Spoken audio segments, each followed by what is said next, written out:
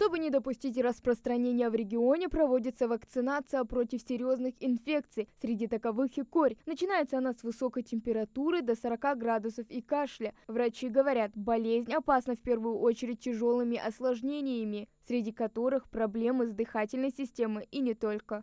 Вот в последнее время именно осложнений стало больше. И надо этого, конечно, опасаться. И обязательно, если ребенок заболел корью, родитель видит это, обязательно вызов на дом врача, чтобы врач осмотрел, послушал, потому что много осложнений в виде пневмонии, менингоэнцефалиты. То есть здесь, конечно, надо контролировать обязательно врачом этот процесс заболевания. Насморк, боль в горле, конъюнктивит, светобоязнь. Основные симптомы заболевания. От простуды отличает лишь одно – высыпание. К слову, для кори характерна этапность. И при коре сначала сыпь начинается именно с лица, головы, потом она спускается на туловище и на ноги. То есть такая поэтапность сыпи, и сыпь совершенно другого характера. Она сливная, она яркая такая. Это не всегда не имеет тенденции к зуду.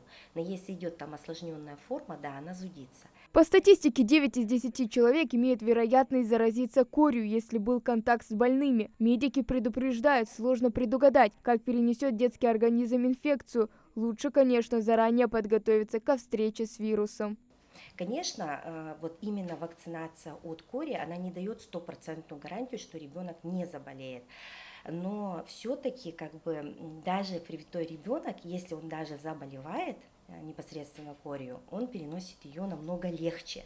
Конечно, это все зависит от иммунной системы непосредственно самого ребенка. В поликлинике в наличии все вакцины и от полиомиелита, и от кори. Строго соблюдает этапы хранения, поэтому переживать родителям не стоит. Вопрос. Свет соблюдать температурный режим.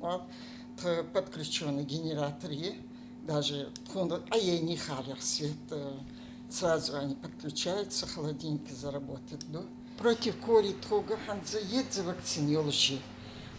Вактривир яхаш, корь паратит краснуха чиоложи, трог отдельно кори ешчан, отдельно кори оложи, отдельно паратити, отдельно краснуха, смотря ребенку, мало прививки есть. Создать коллективный иммунитет – единственный способ остановить распространение кори и полиомиелита. Радует, что сейчас большинство родителей ответственно относятся к этим вопросам и приводят детей на вакцинацию. Хава Гагиева, Али Зятиков, Новости 24.